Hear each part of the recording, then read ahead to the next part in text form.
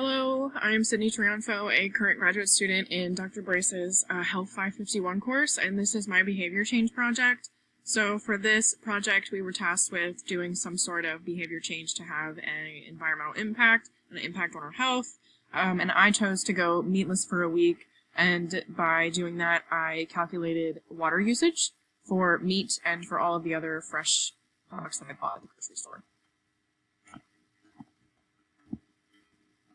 So I normally grocery shop every 2 weeks for 2 people, but for this project, I grocery shop once a week. So the first week I did my normal shopping routine, meat, fruit, vegetables, cheese, eggs, grain, things like that. I don't really buy a lot of packaged food to begin with, and I really didn't this week just because it's hard to calculate how much water packaged food uses in the production process.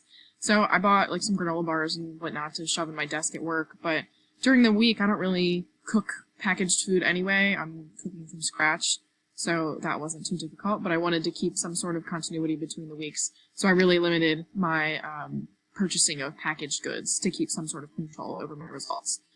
So I calculated water usage per pound of fresh food, so a pound of chicken, beef, pork, cheese, eggs, vegetables, whatever kind of vegetable I bought, things like that. So that's how I was able to calculate my water consumption for week 1 buying meat and for week 2 not buying meat. So for week 1, when I was buying meat, I used, the meat I bought in the production process was almost 6,000 gallons of water to produce it. It was 5,588 gallons.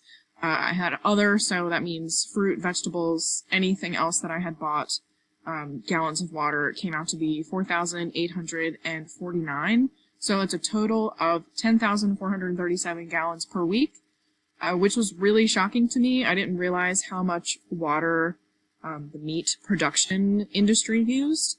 So that's a whopping 542,724 gallons of water per year.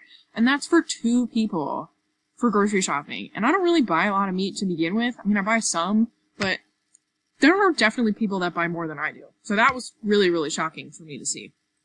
So week 2, I used a lot of water also, which was 8,625 gallons per week, which is 448,500 gallons of water per year, which is almost as much as my week 1.